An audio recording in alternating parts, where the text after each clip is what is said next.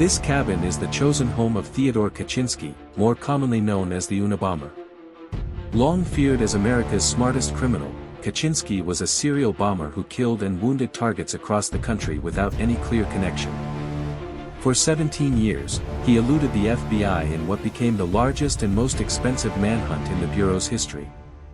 Often described as an evil genius and likely the most intellectual serial killer in history, he terrorized the nation, instilling fear in Americans about opening their mail or boarding planes. And he did it all from this cabin. Here is where he built his bombs, wrote his manifesto, and evaded capture for nearly 2 decades. It's the place where he transformed from an off-the-grid recluse into a world-famous murderer. This cabin contains all the evidence the FBI would need to convict him. Located deep in the Montana wilderness, Ted moved here in 1969 after leaving behind a promising career as a mathematics professor at UC Berkeley. He sought a life closer to nature and far away from people, most of whom, he admitted, pissed him off.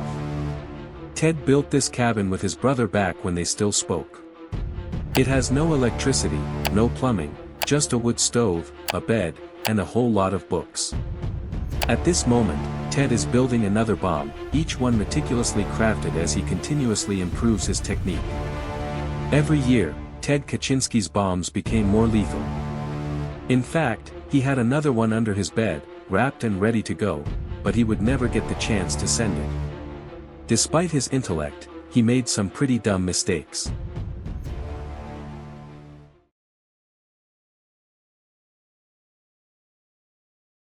Born in 1942, Ted grew up in a fairly average working-class Polish-American family in the suburbs of Chicago.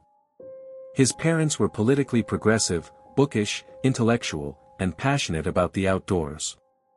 They were strict but loving, or at least, that's how they remembered it. It was clear from a young age that Ted was exceptionally gifted, and his parents pushed him to succeed. He skipped 2 grades, aced every class, and had an IQ of 168. Though quiet, shy around girls, and arrogant, he was still a pretty normal kid with a core group of friends and hobbies like playing music, reading, and camping, just like his parents and younger brother. People who knew Ted back then remembered him as a sensitive and respectful child. But, that all started to change when Ted enrolled at Harvard University at just 16 years old. Like many college freshmen, he struggled to adjust, but his challenges were compounded by his age and background.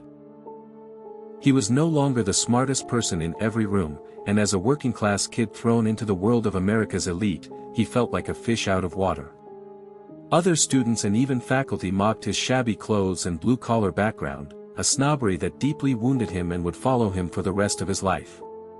Ted was also significantly younger than most of his peers, something that further isolated him. As an adult, he would write furious letters to his mother, demanding apologies for pushing him out of the house before he felt ready.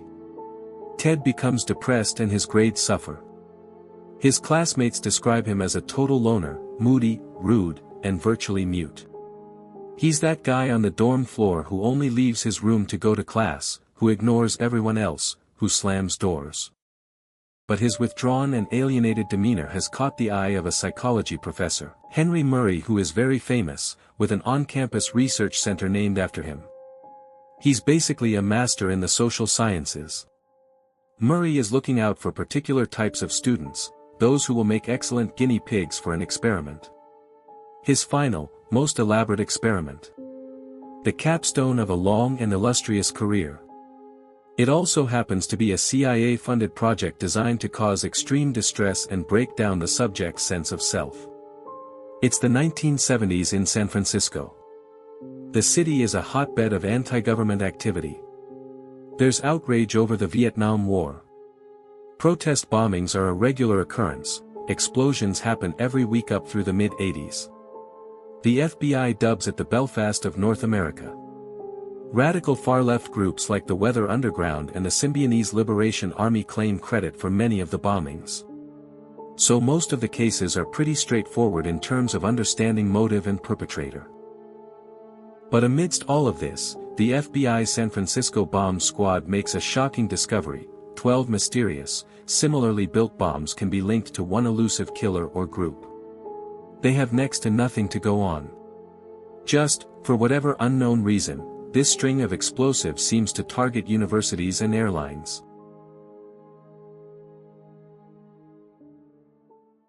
Whoever is building these bombs is an expert crafter and careful to not leave any DNA behind, not a hair, not a fiber.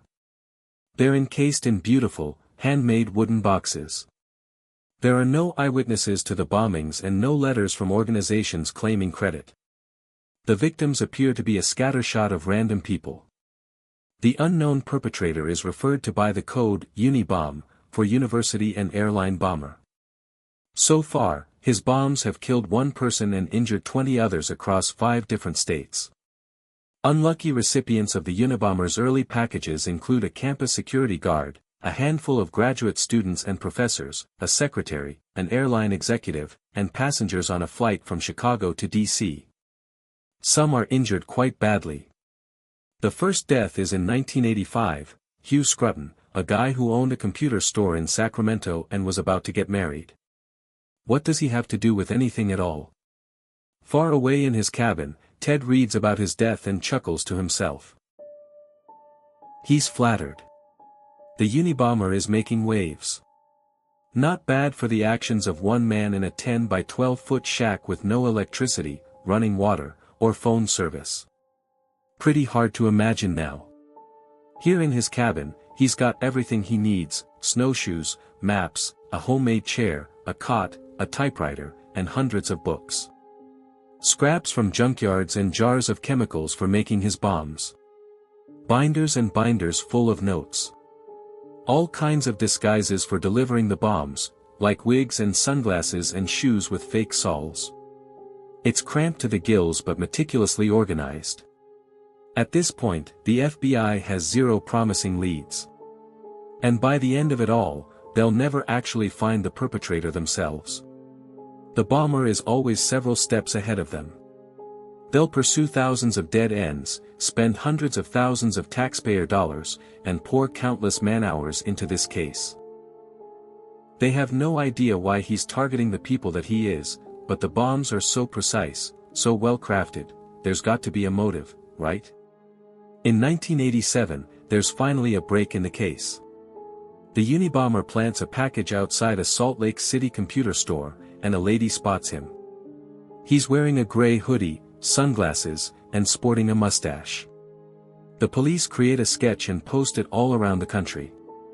The bombings immediately stop, and for 5 years nobody hears anything from the Unabomber. All kinds of people call in with tips, but the leads go nowhere. The case pretty much goes cold. But the FBI know that it's only a matter of time before he'll strike again. They're sure he's using the time to perfect his bombs, and they're right. In his cabin, Ted is finessing his technique. The upcoming bombs will be a whole lot more lethal. But, as the world will soon find out, he is also busy writing. He doesn't just want his explosives to do the talking. He's crafting a manifesto, one that claims to explain what the mysterious string of bombings is all about. The technophiles are taking us all on an utterly reckless ride into the unknown. The United States is experiencing huge shifts in culture. The button-up 50s are drawing to a close, and the nation becomes swept up in the space race, the civil rights movement, the sexual revolution, the environmental movement, the explosion of drug culture, and all the while, the Cold War is escalating. The American military is paranoid that communists have developed mind-control drugs and brainwashing techniques, and they're eager to catch up. So they're covertly experimenting with ways to manipulate behavior. U.S. intelligence officials are especially interested in developing a perfect truth drug for interrogating enemies, and they believe LSD might be it. But they're also testing a wide range of ways that psychological manipulation could bend the will of anyone to do whatever the U.S. military wants. They've even enlisted help from the Nazi scientists who experimented on Dachau inmates with hallucinogens and interrogation methods. The military illegally smuggles these war criminals over to get their advice on brainwashing as part of Operation Paperclip. Over the course of at least 11 years, thousands of Americans are subjected to unethical psychological experiments that include sensory deprivation, hallucinogenic drugs dosed without consent, subliminal messaging, hypnosis, electroshock therapy, and even ice pick lobotomies, and that's just the stuff we know about. When the project becomes public knowledge in the 1970s, the CIA director orders most of the records to be destroyed. The program is codenamed MK-Ultra. Many of the test subjects are vulnerable populations like prisoners and hospital inmates, but also students. Students are prime subjects for these experiments because of their frequent contact with professors who play a big part in MK-Ultra. Some of the professors know the role they play. Many don't. During the post-war period, the CIA becomes the largest employer of college professors, and the military is by far the biggest source of funding for psychological research. Professors acted as consultants and researchers for military-backed projects. They used their status to encourage their students to participate in experiments, often involving drugs like LSD. Afterwards, they reported back to the government. Harvard becomes heavily involved in Army-sponsored studies. One of the CIA's main men on campus is the superstar psych professor Dr. Henry Murray. Murray is well known for his studies of personality, and since the CIA's beginnings, his theories have influenced how they recruit new agents and how they interrogate suspects. When Murray and young Ted Kaczynski cross paths, Murray is at the end of his career, and he recruits Ted for his final, most elaborate experiments. They're meant to assess the effects of stress and harsh interrogation on gifted male students. Murray wants to know, what will it take to break an educated, intelligent man? The setup is simple. Ted and 21 other students are asked to write an essay about their most deep-seated beliefs. Then, they're told they'll discuss their beliefs with a fellow undergrad. The experiment aims to compare the effects of stress on college men who seem psychologically healthy and well-adjusted with students who seem alienated, pessimistic, and lacking in identity. Ted is most likely recruited for the second group because he's showing signs of depression. Ted's personal essay stands out as the most pessimistic of them all. It suggests that he was already vulnerable before the abusive test began. He is also the youngest and the poorest in the group. The students are told this exercise is just to study different personalities. In truth, now the real experiment begins. The essays are handed to lawyers trained in manipulation who are instructed to attack the values expressed in them. The students endure harsh interrogations in brightly lit rooms. They face calculated personal critiques designed to humiliate and erode their sense of self. All the while, electrodes monitor their stress responses. Later, they have to watch these stressful and humiliating moments on video over and over again for 3 years. As Murray himself describes it, the tests were designed to be abusive. He's had a lifelong fascination with pain and stress and is known to have a sadistic streak. Plenty of participants will later report the experience to be deeply unpleasant with lasting trauma, but Ted's responses are the most extreme in every category. Murray's team identifies him as the most traumatized of all. Yes, Ted Kaczynski got MK-Ultra. You can read all about it at cia.gov. And consequence? Many claim the CIA created the Unabomber, but that's an oversimplification. It's not so easy to prove how much effect the experiments had on Ted's turn to terrorism.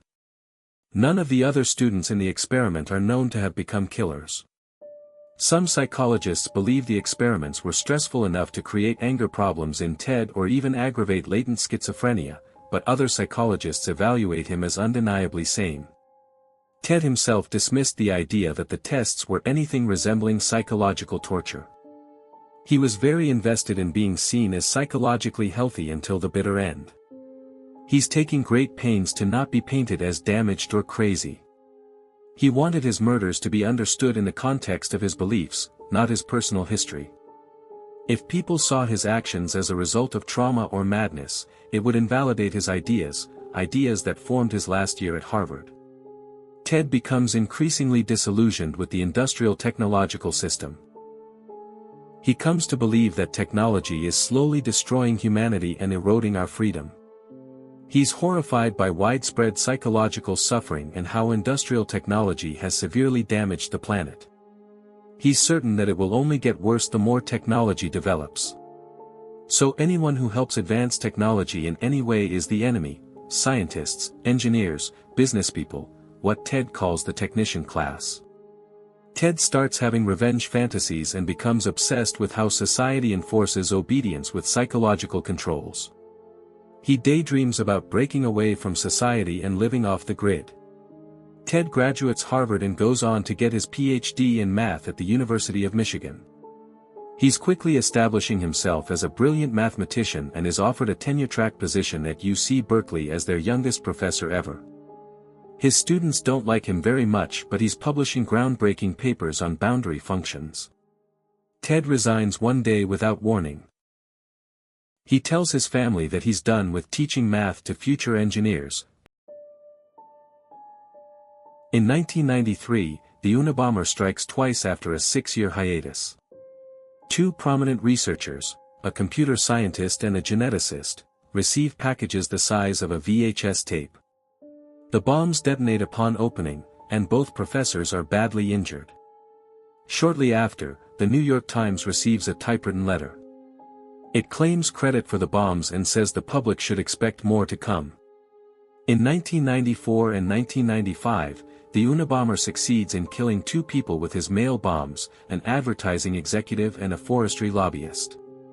As feared, his explosives have become notably more sophisticated. Bombings are usually accompanied with demands for money or some kind of action. What made the Unabomber so difficult to understand and to find is that his bombs never came with any requests. They seem to be built only to cause fear, injury, and death. 17 years after starting his bombing spree, the Unabomber finally makes his demands known. He writes the New York Times again, announces that he will permanently desist from terrorist activities if they publish a 56-page manifesto. The request kicks off a fierce debate within the FBI and the newspaper, to publish or not to publish. The FBI has a clear policy to not negotiate with terrorists, but they also believe he'll honor his promise and stop killing people. After all, this is what the bombs were seemingly for, to force people to pay attention to his views. Plus, they still lack leads. If the public reads the manifesto, someone might be able to identify the Unabomber. So the manifesto is published. The FBI decides it should just be the Washington Post, though, because it has fewer readers and the newspaper stands will be easier to surveil. Interest in the Unabomber is huge. Newspaper sales hit a record high that day, with lines snaking around the block. Across the country, Americans are eager to finally read what the Unabomber has to say.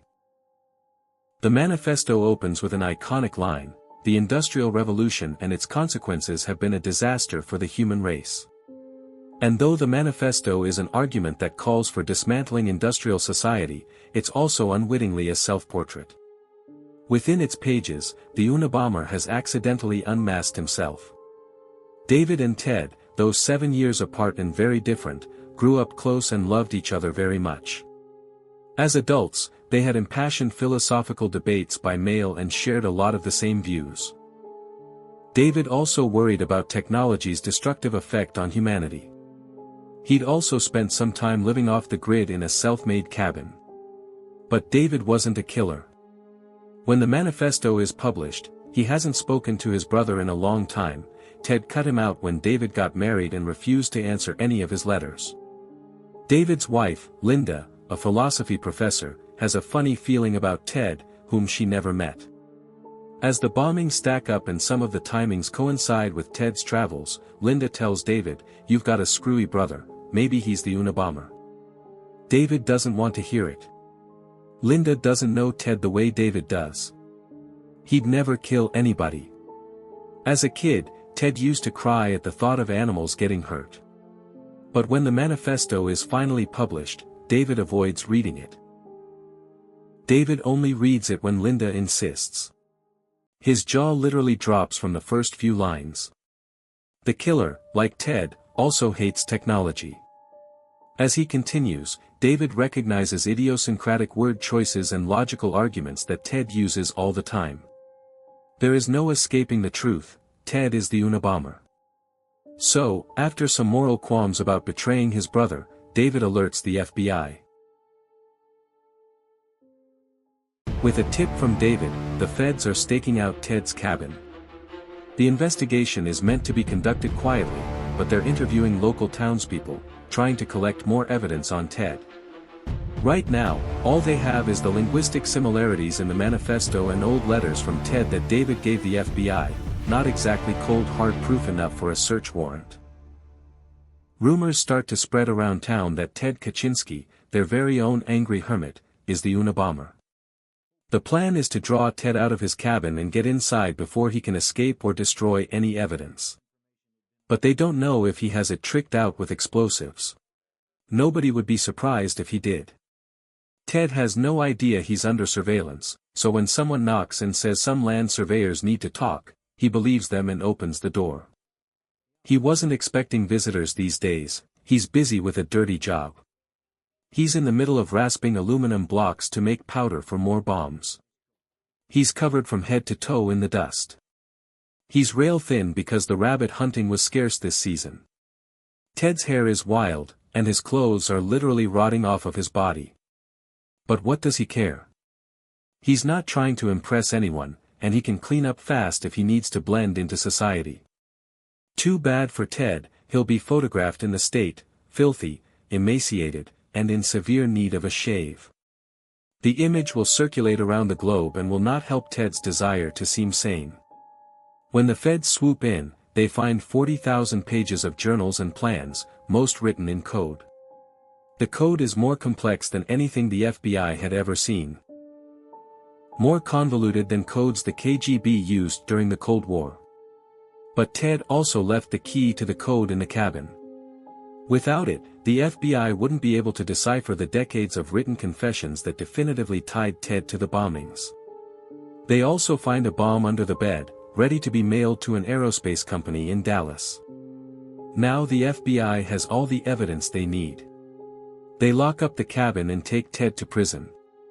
He does not dispute that the journals with the confessions are his. In fact, he wrote them partially so that nobody would try to say he was crazy. Ted's family and his defense team attempt to convince the jury and the world at large that he is mentally ill. They're doing anything they can to avoid the death penalty, which frustrates him. He tries to fire his lawyers, then defend himself.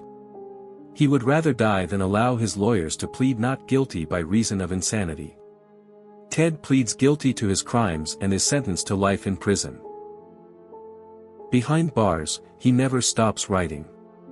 He publishes 2 books and keeps up a lively correspondence with a wide array of journalists and admirers. He also finally makes some human connections. He strikes up a friendship with Timothy McVeigh, the Oklahoma City bomber who killed 168 people in 1995. Ted and McVeigh are briefly on the same prison block and find they have a lot of views in common before McVeigh is carted off to death row. Ted even finds love for the first time in his life. After a lifetime of struggling to connect with women and never going beyond a few kisses, Ted suddenly has dozens of women writing him romantic or salacious letters. But only one captures his heart, a school teacher he calls his lady love. They spend thousands of hours talking by mail or in visiting booths, but they are never able to touch. He writes classical music for her before she dies of lung cancer. Later, Ted also develops cancer.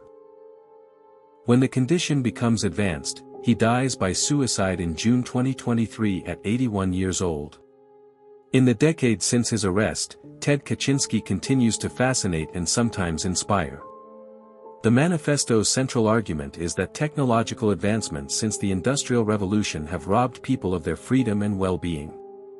These advancements are supposedly responsible for widespread psychological suffering and environmental devastation.